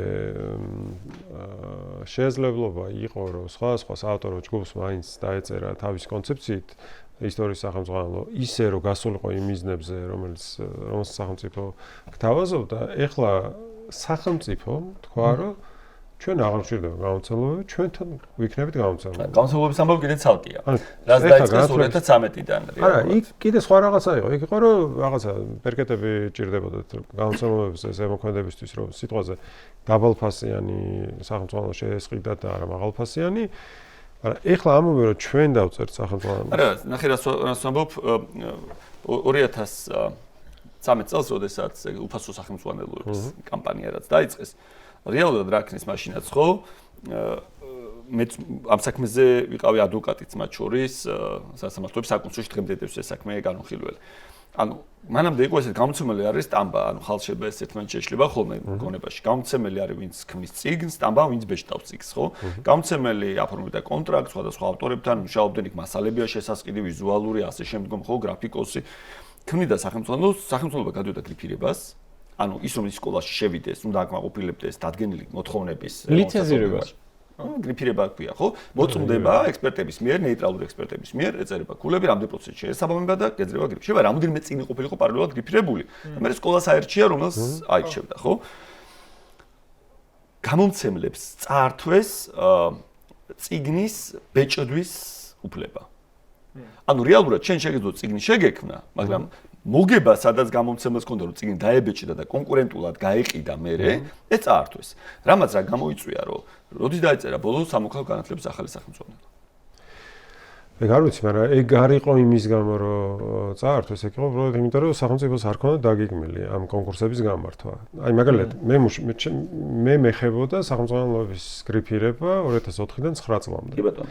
2004 წელს, ოღონდ ეს იყო ეროვნული სასწავლო გეგმის განვითარების ინსტრუმენტი. ანუ 2004 წელს ჩვენ რო დავწერეთ გეგმა, ესე იგი რა უნდა გავიკეთებინა იმისთვის, რომ ეროვნული სასწავლო გეგმა შექმნილიყო. 2007 წლიდან რო ვიწყებდით, ანუ 2006-დან დავიწყოთ პილოტირება და გეგმა გაწერილი იყო შემდეგი 12 წლის განმავლობაში. ანუ 2006-დან 18 წლამდე ქონდა გაწერილი რა უნდა გაკეთებულიყო. და ყველა გამომცემლობა მიცოდა ყოველ წელს რომელი კლასის სახელმძღვანელოზე უნდა ემუშავა. და 3 წელს ერთხელ იცვლობდა ხო? ხო, 3 ანუ 4 წელიწადში ერთხელ გააჩნია რა რომელი კლასი იყო. მაგრამ უცებ 2010 წლიდან და თქვენს რომ არა რაღაცა გადავიფიქრეთ. მოდი ამ გეგმას აღარ გავყვეთ. ეხა უკეთესი იქნება რომ ისევ შევცვალოთ. ეხა უკეთესი იქნება რომ პირველი 6 გავაკეთოთ და არა პირველი მე-7 მე-10 მეორე. ანუ ის პროცესი იყო დაგეგმილი 12 წლის განმავლობაში და ეხლა გამოცემობა არ იცის შემდეგ წელს რა მოხდება. ანუ არავინ არ იცის საერთოდ რა მოხდება. მაგალითად გამოაცხადებენ გრიფირებას თუ არ გამოაცხადებენ და თუ აცხადებენ გრიფირებას, ხშირ შემთხვევაში აცხადებენ სექტემბერში, უნდა მიიტანოს გამოცემობა დეკემბერში, ანუ 3 თვე აქვს დაახლოებით იმისთვის რომ იმუშაოს ამ იმაზე, წიგნზე და ხშირ შემთხვევაში შეფასებას უფრო მეტი ხანი უნდებიან, ვიდრე დაწერას. ანუ იანვრიდან სადღაც შეიძლება მაისამდე მიდიოდეს შეფასება და სამთვეში უნდა დაწერო. რაღაც, სამთვეში უნდა დაწერო, 4 თვეში უნდა შეგეფასონ და მერე უნდა დაიბეჭდოს და შევიდეს სკოლაში. ხო, მე გეუბნებით ავტორების გადმოსახედიდან. ავტორების ხო და წარმოგიდგენთ. мотивация დაიკარგა ავტორებს. აი მე რო გითხრა ვიყავი 3 წიგნის თანაავტორი ვიყავი. სამოქანათლება, ისტორია, გეოგრაფია, ისტორია, გეოგრაფია. თუ ჩვენი საქართველოს ისტორია, გეოგრაფია და სამოქანათლება, ხო, ეს. თუ კი ავტორები რაღაც ყოველ წლის ბოლოს იღებდნენ როიალს, პირობითად შეიძლება ყოფილიყო 3000 ლარი, ეს როიალტი, რაც სახელმწიფომ წაიღო წიგნები ავტორებისთვის გახდა 100 ლარზე ნაკლები. და მათ мотивация მოუკლეს მთლიანად, რომ ახალ წიგნებზე ემუშაოთ. ეგ არის პრობლემა, მაგას ვიცახი. იმიტომ რომ სახელმწიფო თქვა, რომ საავტორო უფლებები ამ წიგნებზე ეკუთვნის მას და მას შეუძლია დაბეჭდოს და ამან შექმნა ის სიცარიელი. მე ვისაც სამოქანათლება გვადარდებდა, სხვა რამეზე ვიმუშავეთ, დიდი ელექტრონული რესურსის აწყობაზე იდეაში, რომ ყველას ხელმისაწვდომი ყოფილიყო უფასოდ, მაგრამ სხვა სფეროებში, სხვა საგნებში ხო იგივე იქნებოდა. მაგრამ მოგეცოდა სხვა თემაში წავედით თან. ხო, არა, მე სხვა რამეს ვამბობ, ანუ აი ხა პრობლემა ის კი არ არის რომ ტექნიკურად გამომართავია პრობლემა, ის არის რომ სახელმწიფო მოხელეებმა უნდა დაწერონ სახელმძღვანელოები. ანუ არა ისტორიკოსმა, არა ფიზიკოსმა, არამედ სახელმწიფოს მიერ დაქირავებულმა ადამიანმა. ეხლა ეს რას ნიშნავს? აი შენამობდი რომ გამოცემა წიგნის გულისხმობს რედაქტორს, დიზაინერს, კონცეფციის ავტორს, შინაარსის ავტორს, ფსიქოლოგს, პედაგოგს და ასე შემდეგ, ხო და ეხა და ადამიანს რომელსაც შეუძლია რომ ყველაფერი ეს გააერთიანოს და მე შეკრას და დაწეროს და რაღაც, ხო? ეხა სახელმწიფოს რომელსაც არასდროს წიგნი არ დაუწერია, ან შეიძლება რაღაც გამონაკლისები იყოს, რაღაც ქართული როგორც მეორე ენა რაღაცა ეგეთ პროექტები, ეს ყველაფერი უნდა ისწავლოს და ეს ქართულ გამომცემლობებს ნასწავლეთ ბოლო 35 წლის განმავლობაში და ძალიან წვალებით. უამრავი ტრენინგი აქვს გავლილი, გამოცდილება აქვს რაღაცა ეს ცდის და შეცნობის მეთოდით, რაღაცებით ესეთ ცეცებით, საერთაშორისო ურთიერთობებით, კონსულტანტები ჩამოყავთ, რა ვიცი, 1000 რაღაცას აკეთებენ იმისთვის, რომ აი იმისთვის მიეღწიათ, რაც გვაქვს დღეს. და სახელმწიფო ამას რომ არა ჩვენ უკეთესად ვიცით, ახლა ესენი ვერ წერენ და ჩვენ დავწერთ. ანუ ამ 15 წლის გამოცდილებას უბრალოდ ნაგავში ყრის და ამბობს რომ მე დავწერთ ნულიდან რატო კაცშვილმა ეგ ერთი გამოცდილებაა, რას ნაგავში ყრიან. მეორე გამოცდილება არის ის რომ ალტერნატიული სახელმწიფოები შეიძლება არსებობდეს. ამ გამოცდილებასაც ყრის ნაგავში. 90-იან წლების მეორე ნახევრიდან გაჩნდა ეს ალტერნატიული სახელმწიფოები. უამრავი რესურსი დაიხაჭა იმისთვის, რომ ეს უბრალოდ შესაძლებელი ყოფილიყო, იმიტომ რომ საბჭოთა კავშირის დროს არსებობდა გამოცემლობა განათლება, რომელიც აწარმოებდა მხოლოდ ორ სახელმძღვანელოს. რომელიც იყო ქართული ენა და ლიტერატურა და სამ სახელმძღვანელოს, ქართული ენა, ქართული ლიტერატურა და საქართველოს ისტორია. მერე გეოგრაფიის სახელმძღვანელოც გაჩნდა, მაგრამ რეალურად გამოცდილებას საერთოდ არ არსებობდა სახელმძღვანელოების წარმოების საქართველოში და აი ძლივ შეიქმნა და ეხლა სახელმწიფო ამას რომ აღარ გჭირდება გამოცემლობა. კითხვას რომ დაუბრუნდეთ, რატომ აკეთებს? ერთი არის რომ კონტროლი უნდა, ანუ ავტორიტარული სისტემისთვის აუცილებელია შინაარსის კონტროლი და ვერ აკონტროლებენ. ანუ შეუნა ზუსტად იცოდე ვინ რას ისწავლის, რა შინაარსს ისწავლის და ეს ილუზია აქვს როგორც ჩანს რომ წიგნებიდან ისწავლიან ბავშვები მხოლოდ იმ სამყაროსაც ტელეფონში გაქვს ალტერნატიული ინფორმაცია. იმის ილუზია აქვს რომ მასწავლებლები მხოლოდ იმას ასწავლიან სკოლებში და ესეც სიგიჟეა, იმიტომ რომ მე საბჭოთა კავშირის დროს ვსწავლობდი სკოლაში და ჩვენი მასწავლებელი მაგალითად საბჭოთა ისტორიის მაგებად როკის ისტორიას გვასწავლიდა და იმიტომ რომ ზუსტად იცოდა რომ იმის სწავლება არ შეიძლებოდა ბავშვებისთვის და რაღაცა Deep Purple-ს და რაღაცა ზეპელინებს და რაღაცებს ვსწავლობდით და საერთოდ არ გვაინტერესებდა რაღაცა საბჭოთა ყირგიზების და ყაზახების ისტორია. და ეხლა თურქმენების იქნება. თურქმენები კარგი იქნება იმათი პრეზიდენტის წიგნებს თუ არ ჩამოიტანენ და ბავშვებს არ დაურიგებენ, იმიტომ რომ იქ ხო სავალდებულოა იქ. პრინციპში შეიძლება ჩვენ პრეზიდენტს დაწეროს ეგ წიგნი, მახსოვს საპატიო ქართულად როგორც მახსოვს. მეცნიერებათა აკადემია მიანიჭა საპატიო აკადემიკოსის თითოეული. ხო, ეხაც აღნიშნეს თურქმენეთთან აკადემია ნუ აღნიშნა მათი რაღაცა უზათის თავი. ხო და მაგრამ ერთი მნიშვნელოვანი საკითხი არის, რომ შინაარსი უნდა გააკონტროლო და მეორე მნიშვნელოვანი საკითხი ავტორიტარული სისტემებისთვის არის ის, რომ შენ უნდა გახადო პარტიას დამოკიდებული ნებისმიერი ადამიანის წარმატება. და უმაღლესი განათლების რეფორმა, რასაც ეძახიან, ეგ უფრო მანდ არის როგორც ჩანს მნიშვნელოვანი, რომ პარტიამ უნდა გააკონტროლოს მაგალითად პროფესორის წარმატების გზა, ან შენ თუ გინდა გახდე პროფესორი, უნდა იყო პარტიულად ლოიალური, ხო? ანუ თუ შენ მიერთგულებ, მე შენ დაგაჯილდოებ თუ არა და გაგიშვებ უნივერსიტეტიდან. თუ ხო და ნუ აი ეს მექანიზმები, რა მექანიზმები აქვს ამისთვის, მაგალითად ყოველ წელს შეუძლია რომ ცვალოს უნივერსიტეტებში მისაღები კონტინგენტის და პროგრამების ჩამონათვალი. მაგალითად თუ შენ გააპროტესტებ რაღაცას, შეიძლება გითხრა რომ შენი სპეციალობა აღარ გჭირდება შენ უნივერსიტეტში. ან რეორგანიზაციას გამოაცხადებინებენ. რეორგანიზაციის უფლებას აქვს. მაგრამ ნუ რეორგანიზაციის შრომის კოდექსით შეიცვლება, არ არის პრობლემა. რეორგანიზაციის პრობლემა ეხლა ის არის, რომ აი მაგალითად თუ კონკრეტულ უნივერსიტეტს ჩაუტარებ რეორგანიზაციას და სხვა შორის მე ეჭვი მაქვს რომ აპირებენ ეხლა ჩაატარონ. ისე არ ჩაწერდნენ. ხო, ეჭვი რატომ აქვს? იმიტომ რომ რეფორმის ერთ-ერთი ძირითადი ინტერესი გარდა პარტიული სარგებლის არის ბიზნესის სარგებლის ინტერესი, რომ გაყიდონ შენობები. ხო. ანუ პირდაპირ თქვას, რომ ჩვენ გავყიდეთ ყველა შენობას გარდა ისტორიული შენობების, რომელიც არის მხოლოდ სამი შენობა დასახლეს. მეორე და ნუ თქვას, რომ აი სამხატვრო აკადემია, იქ რაღაცა კონსერვატორია და ასე შემდეგ. ნუ ესენი ხო, გასაგებია, რომ ამას შეიძლება ცუდი ის კონდეს საზოგადოებასთან ურთიერთობის პრობლემები შეიძლება მოიტანოს და დანარჩენში იგულისხმება არა მხოლოდ ჭავჭავაძეზე და კოსტავაზე არსებული რაღაცა შენობები, არამედ მაღლივი იქ რაღაცა ბოტანიკის ინსტიტუტი, მაშინ ბოტანიკურ ბაღში, მაგალითად მაშინ შეკვეთილში ბაზა ილიას უნივერსიტეტის, ანუ უამრავი ტერიტორიები არსებობს. ბაკურიანში აქვს რაღაც ტერიტორიები უნივერსიტეტებს. აბასთუმანში ხონდა ცუდად. აბასთუმანი წაართვეს უკვე. აბასთუმანი უკვე წაართვა. ხო, უნივერსიტეტს და ამ შენობების გასაყიდად ეხლა ჭირდებათ რეორგანიზაცია, ან უნივერსიტეტი უნდა იყოს თანახმა.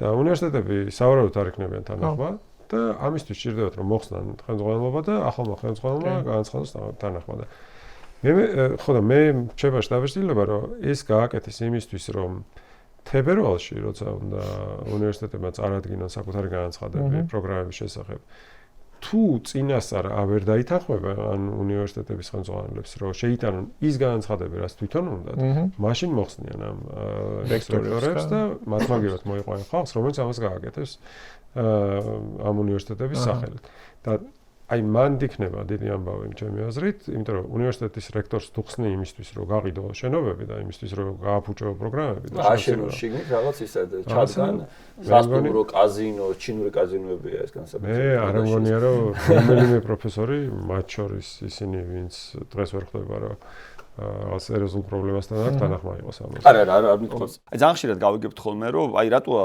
საჭირო რომ ყველას კონდეს უმაღლესი განათლება. ხას უსვამ განათლებაზე ვლაპარაკობ და არა დიპლომზე. დიპლომირება, მოდი ეს დადასტურება ცალკე ავიღოთ. 21 საუკუნისთვის, როგორც ჩანს ეგ საკითხი, შენი გადმოსახვა. არ არის აუცილებელი ყველას კონდეს უმაღლესი განათლება, მაგრამ უკეთესია რომ რაც შეიძლება ვერც კონდეს უმაღლესი განათლება, იმიტომ რომ უმაღლესი განათლება ისევე როგორც სასკოლო განათლება, მოქალაქის ჩამოყალიბებისთვის მნიშვნელოვანი შესაძლებლობაა, ეგ ერთი, მეორე უმაღლესი განათლება არის შესაძლებლობა განსაკუთრებით ჩვენაერ ქვეყნებში რომ შენი სოციალური მდგომარეობიდან განათლების დახმარებით გამოხვიდე.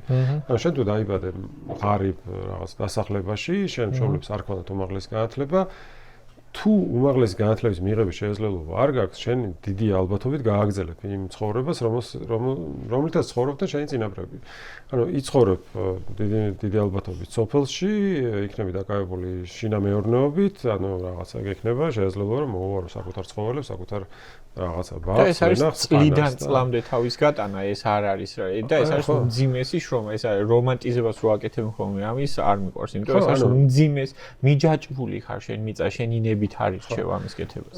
თან არ გექნება მართვის უნარები, იმისთვის რომ განავითარო რაღაცა კაპიტალი მოიზიდო, მე რაღაცა ჩადო, ინვესტირება გააკეთო შენ მეურნეობაში და განავითარო, ანუ ცოდნა არ გექნება საკმარისი იმისთვის რომ ეს გააკეთო, სასკოლო განათლება ამისთვის საკმარისი სამწუხაროდ არ არის. თუ კაცად ცოდნა არ აქვს, გასტანჯოს ცუდი სოფელი, როგორც შეიძლება პირიქითაც იყოს, რომ კაცმა გასტანჯოს ცუდი სოფელი, თუ დიდ რაოდენობა კაცს არ აქვს ცოდნა, მაშინ ისინი სტანჯავენ ცუდი სოფელს. ანუ საზოგადოება მერე იზოლირებული ხდება, რომ სხვისი პრობლემები მოაგვაროს, იმიტომ რომ შენ თუ ყავს მხოლოდ ელიტა განათლებული და ელიტას აქვს შესაძლებლობა რომ კონდეს მაღალი შემოსავლები, ეს ელიტა თავის შემოსავლებიდან, თავის გადასახადიდან მერე აფინანსებს ყველა დანარჩენს. ყველა დანარჩენის ჯანმრთელობის პრობლემებს, მათ კრიმინალურ რაღაცა სამყაროდან რაღაცა შეზღუდვის და რესოციალიზაციას იხეს და ასე შემდეგ. არის ესეთი საზოგადოებები, სადაც ურჩევნიათ რომ იმის ნაცვლად რომ რაც შეიძლება მეტი განათლების შესაძლებლობა არსებობდეს და რაც შეიძლება ხარისხიანი, ურჩევნიათ რომ აშენონ ციხე და მე ამ ციხეში გაუშვან ადამიანები და მე აიჭანდებას დავაფინანსებთ იმ ციხეს, მე არის სხვა მიდგომაც, როცა ცდილობ რომ რაც შეიძლება ბევრ ადამიანს კონდეს, რაც შეიძლება კარგი განათლება, იმისთვის რომ თვითონ იპოვონ თავისი გზა, რაღაცა თუ როგორ შეიძლება გამოვიდნენ საკუთარი სიღარიბიდან, როგორ მიაღწიონ რაღაც ღირსეულ ცხოვრების შესაძლებლობებს და ჩვენ ეხლა ამ წუთას ვართ განათლებული, უმაღლეს განათლებულების რაოდენობით ძალიან ახლოს ვართ ევროპულ საშუალოსთან და შეიძლება ცოტათი უფრო დაბლაც ვიყოთ და თუ ეს ტენდენცია გაგრძელდა, ანუ ის რასაც ვთავაზობენ, თუ შესრულდა სიამოვნებაში ვიქნებით ნაკლებად განათლებულები, ვიდრე არიან ევროპელები და ეს ცალკე პრობლემა არის საერთაშორისო პოლიტიკის თვალსაზრისითაც და საერთაშორისო ეკონომიკური განვითარების თვალსაზრისითაც, იმიტომ რომ აი მაგალითად CNN-ზე არის გახსოვთ თუ არა, არის ხოლმე ქვეყნების რეკლამები, ხო და რეკლამის სხვადასხვა ინტერესი აქვს ხოლმე. ხანდახან არის ხოლმე რომ აი მაგალითად დაისვენე აზერბაიჯანში, დაისვენე რაღაცა ბუნების კადრები. რაღაც ბუნების კადრებია ძირითადად ძეგლების და ასე შემდეგ. მაგრამ ბევრი რეკლამა არის იმის შესახებ, თუ რატომ არის კარგი ინვესტირება იმ ქვეყანაში. აი მაგალითად პოლონეთის მაგალითი მე რაც მახსოვს, სულ იყო ის, რომ აი პოლონეთს ყავს ძალიან განათლებული საზოგადოება, ამიტომ კარგი იქნება მაშინ ინვესტირება და ეს მართლაც ესე არის, იმიტომ რომ შენ თუ გაქვს კარგი განათლება, მე მაგალითად მაღალ ტექნოლოგიურ კომპანიებს, მაგალითად როგორც არის Google, Microsoft-ი რაღაც. Google, Microsoft-ი რაღაცა არის კომპიუტერული თამაშების, ფილმების გადაღების ინდუსტრია და ასე შემდეგ. ანუ რასაც ჭირდება კარგი ცოდნა ინჟინერის, მათემატიკის, სამუშაოს ორგანიზების და ასე შემდეგ, მაშინ ინვესტირებას აკეთებენ აქ და თუ ასეთ ქვეყნებში და თუ კორპუსები ასაშენებელი მუშახელი. ხო, თუ კორპუსები ასაშენებელი, მაშინ მოდიან შენთან, ხო, ანუ შენთან არ მოვლენ რაღაცა იმის Nvidia-ს რაღაცა იმის წარმომადგენლობის გასახსნელად, შენთან მოვლენ მართლა რაღაცა იმის რა ქვია, სასტუმროს ასაშენებლად და შენ იქნები სასტუმროს პერსონალი და არა პროგრამისტი, ან რაღაცა არა დამსვენებელი, არამედ მომსახურე პერსონალი. ხო, სამწუხაროდ ეს არის რა და ამიტომ უმაღლესი განათლება თვითონ ზოგადად განათლებაზეც რო დავფიქრდეთ, ხო, ანუ როგორ შეიცვალა საუკუნეების განმავლობაში, თუ განათლება ადრე ქონდა ელიტას და იმ ელიტისთვის ის განათლება იყო უფრო დროის შესაძლებელი რაღაც საქმიანობა, ხო, აი მაგალითად რაღაც თავადების შვილები სწავლობდნენ არა იმიტომ რომ მაინც სამსახური ეშოვათ, იმიტომ რომ სამსახური გარანტირებული ქონდათ, რაც სამსახურში იგულისხმოდა საკუთარი ქონების და მეურნეობის მართვა, ხო და არამედ იყო განათლების მიზანი მაშინ იყო ის რომ რაღაცა ელაპარაკათ საინტერესო საკითხებზე, ხო, მართვაც შეიძლება ესწავლოთ. ამიტომ სწავლობდნენ რაღაცა განყენებულ საკითხებს და ასე შემდეგ. ამიტომაც თქვათ, სულაც არ იყო მნიშვნელოვანი რომ ერთ თავად იგივე განათლება მიეცა თავის შვილისთვის, რაც სხვა თავადი აძლევდა. მაგრამ დღევანდელ სამყაროში, როდესაც შენი სოციალიზაციის სივრცე ცდება შენ ქვეყანას, უმაღლესი განათლება გეხმარება არა მხოლოდ იმას, რომ შენ გამოხვიდე შენი სოციალური წრიდან შენი ქვეყნის შიგნით, არამედ ის, რომ შენ შეძლო იყო რა ვიცი, თავისუფალი მოქალაქე საერთაშორისო მასშტაბითაც, იმიტომ რომ შენ რო წახვალ რა ვიცი, ევროპაში და უცებ იქ რო დაგხვდება, მაგალითად ბარსელონაში რო დაგხვდება ორველის სახელობის, ისე რა ქვია, მოედანი, იქ უნდა მიხვდეს საერთოდ რაზე არის ლაპარაკი, იმიტომ რომ ადამიანები მეტყვის რა ეცადი ორველთან და იქ შეგხვდები თუ რაღაც ანუ ორველიანურ სისტემაზე რო გელაპარაკება, შენ თუ განათლება არ ყოფნის და თუ აღზრდილი ხარ რაღაცა იმაზე რა მხოლოდ ადგილობრივ ლიტერატურაზე, მაშინ ვერ გაიგებ ამას და თვალსაწერი გაქვს მოკლე უბრალოდ და შესაბამისად ვერ ცხარ სრულყოფილი, აი რა ვიცი, სამყაროს მოქალაქე ხო, ესეთი რაღაცა და არ შეგიძლია სრულყოფილად ინტეგრაცია და ჩვენ კიდევ მე რასაც უყურებ, აი LinkedIn-ი იქნება თუ სხვა საშუალებები ამის ხო?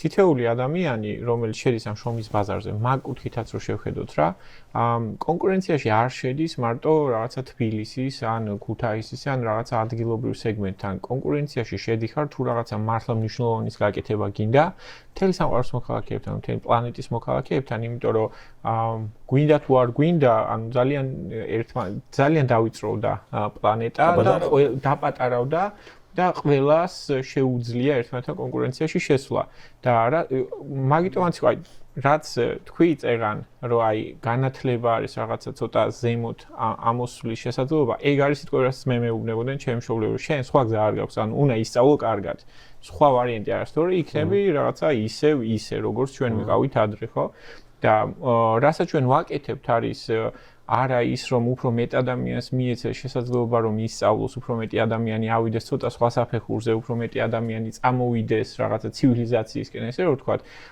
პირიქით ამას ვუმცირებთ ადამიანებს და ვამბობთ რომ არა ბევრი არ უნდა იყოს უნივერსიტეტში და ამ ბევრი არ უნდა იყოსში ექცევიან ზუსტად ის ადამიანები, ვინც არიან უფრო ნაკლებად პრივილეგირებული ფენიდან წამოსულები, ანუ მდიდრები უფრო გამდიდრდებიან, ესე რომ შევხედოთ, ღარიბები უფრო დარჩებიან ღარიბებად და მოუწევთ, რომ რაღაცა პრივილეგიები კი არ მიიღონ და ითხოვონ, ესე რომ ვთქვათ რა, ეს არის იერარქიების, ეს არის მართლა ბატონყმობის დაბრუნების მცდელობა არის 21 საუკუნეში, ჩემთვის აი არა მხოლოდ ეს რეფორმა, არამედ ის ტენდენცია ზუსტად, რისკენაც მივდივართ და ძალიან ეჭვმეპარება რომ აი ამ ტენდენციას რაიმე სახის სიკეთე ან თუნდაც რაღაც გამართლება ჰქონდეს თუნდაც სასკოლო ფორმების დაბრუნების მეშვეობით ანუ ძალიან ეჭვმეპარება რომ აი მთელი ეს მავნებლობა მართლა რასაც აკეთებს ყველაზე არის გაყოფილი ზოგი ფიქრობს რომ კარგია ზოგი ფიქრობს რომ ცუდია და აი როგორია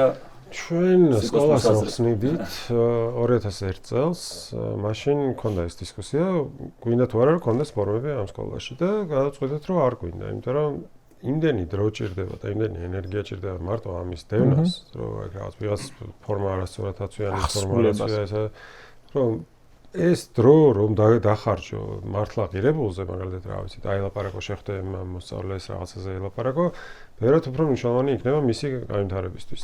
ეგ არის ერთი პრობლემა. მეორე პრობლემა ის არის, რომ ეს ფორმა თავისთავად არის ნიშანი იმისი, რომ შენგან ელიან არა მოწესრიგებულობას, არამედ მორჩილებას. ანუ შენ ხდები არა პასუხისგებლობის მატარებელი მოქალაქე, არამედ რაღაცა იმისი ვალდებულების შემსრულებელი პატარა ადამიანი ხდები. და თვითონ ფორმებზეც ეთყობათ ხოლმე ეს, რომ აი როგორი უნდა იყოს ფორმიანი ადამიანი. მაგალითად მე რო სწავლობდი სკოლაში, ფორმა იყო ძალიან გავდა პოლიციელის ან სამხედროს ან მუშის ტანსაცმელს. ანუ ქონდა ისინი სამხრეები და რაღაცა ზუსტად ისეთი ფორმა იყო, როგორც სამხედრო ფორმებია. და გოგოებს ქონდათ მოსამსახურეების ფორმები, ხო? საერთოდ რაღაცა ხო წინსაფარი იყო, რომელიც ნუ ძალიან გაგონებდა რაღაცა გუვერნანტის ფორმას ან მედას ან რა ვიცი, აი იმას აქვია ამერიკის სამხრეთში რო რაღაცა გასაგები. რაღაც მოსახურე პერსონალი რო იყვნენ, ხო, ტომ ენდ ჯერიში რო რაღაც ფუტკონა ხალი არის, რა საჭმელს რო აბზადებს, საფრეთ აი რაღაც ის არის რა და ეს შემთხვევით არისო, იმიტომ რომ შენ გამზადებდენ სოციალური როლისთვის, რომ შენ უნდა იყო რაღაცა მუშაკი, ანუ კოლექტივის ნაწილი უნდა იყო და ეს კოლექტივის ნაწილი გულისხმობდა არა იმას, რომ შენ საზოგადოების ნაწილი ხარ, არამედ ის, რომ შენ უნდა იაზრონო ესე ჯგუფურად, ერთნაირად უნდა გეცვას, ერთნაირად უნდა იფიქრო, ერთნაირად უნდა მოიქცე. და ეხლა ეს არგუმენტი რაც იყენებენ ხოლმე რომ ეს თანასწორობისთვის კარგია, იმიტომ რომ მშობლები ნერვიულობენ იმაზე რომ ბავშვები ითხოვენ რაღაცა ტრენდულ ტანსაცმლის ყიდვას იმისთვის რომ არ ჩამორჩენ ამ ტრენდს, რომ სხვა არ დაჩაგრონ და ასე შემდეგ. ამას ვერ გაექცევიან მაინც რა. ჩემ ბავშვობაშიც მაგალითად პერანგი რა გეცვა რა, ანუ პერანგი არ იყო სტანდარტიზებული, ბოტასი არ იყო, ფეხსმელი არ იყო სტანდარტიზებული. ფერი შეიძლება ერთი იყოს, მაგრამ ეს სტილი მაინც გასაგებული იქნება. ფერიც არის. კიდე ცალკე საკითხია რომ ეს ფორმები უძვირებს განათლებას.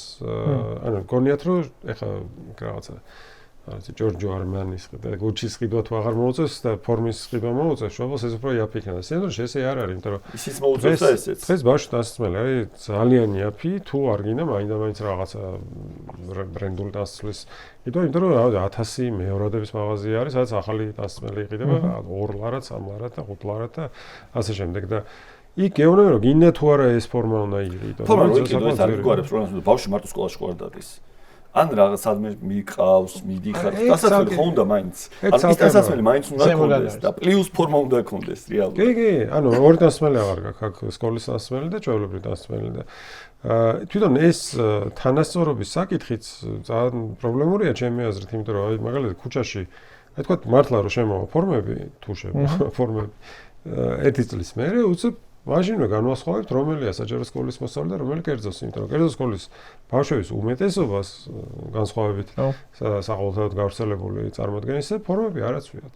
მაგალითად მე ქუჩაში რომ დავინახავ რომ ბავშვს არ აცვია ფორმა, ვიტყვი რომ ესენი თავისუფალი ბავშვები არიან, აი მაშინ თავისუფალ სკოლაში სწავლობენ, სახელმწიფოს პროგრამით არ სწავლობენ და სავარაუდოდ ალბათ რაღაცა სხვა სოციალური ჯგუფიდან არიან. და ესენი არიან საჯარო სკოლიდან. რატო არის ეს კარგი საზოგადოებისთვის, რომ ესე ქუჩაში ვარჩევდეთ რომელ სკოლაში დადის და როგორ სკოლაში დადის ცალკე ამბავი. ანუ სკოლის ფორმები ბევრ ქვეყანაში ხო ეს არგუმენტიც მოყავთ ხოლმე, რომ ინგლისში ხო არის კარგი სკოლებში ფორმები და სწორედ მაგისთვის არის ეს ფორმები შემოღებული იმ სკოლებში, რომ გაარჩიოს ხვებისგან. ანუ თავის უპირატესობას პრივილეგიას რაღაცა უსვამს ხალხს. ხო. და მაინც კარგი ეგეც არ არის, რომ ახლა რა ვიცი, მე რო ახლა ვიარო ჩემი უნივერსიტეტების დიპლომები და ყოველს რო ვაჩვენო, აი ნახეთ მე ეს უნივერსიტეტი მაგდამთავრე შენ ისე გაქვს. აი დიპლომის მაჩვენებელიც არ არის. მე მეტი ფულის გადახდა შემიძლია, ეგ უფრო არის იმ სკოლების შემთხვევაში. ნელა უნდა წავიდეთ დასასრულისკენ. ძალიან საინტერესო იყო სიკო. შენი სტუმრობა და საუბარი. მე მგონი ეს ლაბირინთი, რომელიც ახლა საზოგადოებაში ჩაგვიდგეს და გამოსავალს ვეძებთ ამბიდან ცოტა გავიკვლიეთ გზა. ყოველთვის დაინტერესებული მსმენელი, ვინც არის მოტივირებული მსმენელი, მისთვის ბევრი საკითხი უფრო ცხადი იქნება ამ ჩვენი პოდკასტის შემდგომ. და მადლობა კიდევ ერთხელ იმისთვის, რომ მოხვედით სტუმრად იყავით. განათლებას გაუმარჯოს, ცოდნას გაუმარჯოს.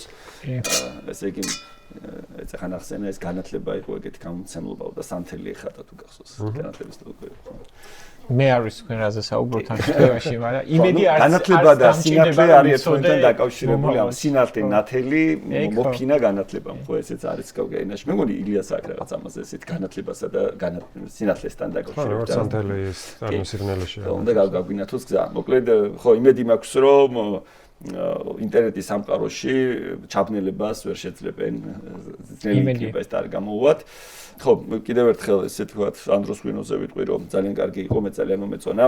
ნამდვილად. რაც უფრო მეტი დრო გავიდა და გაიხსნა კიდევ უფრო უკეთესი გახდა და კიდევ ერთხელ ვიტყვი რომ ეს ღვინო 525 ვაინიდან არის მოწოდებული. როგორც რჩება პოდკასტი, მე გამოგიგზავნი საჩუქრად 525 ვაინიდან სასაჩუქრე ბარაც, რომელიც მეილზე მოგივა შენ სახელზე და პირდაპირ ძალიან იოლად შეგიძლია იქიდან სასრული ღვინოები გამოიწერო და მიიღო ეს ესე ვთქვათ ძალიან კარგი საშუალება. სანამ რომ დაგაგვიანდება ხო იცი ადამიანის საჩუქრის ყიდვა სამსახურში და უცებ შეგიძლია 2 წუთში მოუგო საჩუქრის ამბავი 2 წუთში აღმოჩნდეს შენი თანამშრომლის მეილზე სასაჩუქრე ბარად. მოკლედ მადლობა კიდევ ერთხელ დღევანდელი პოდკასტისთვის. მადლობა. მოწვევისთვის წარმატებები.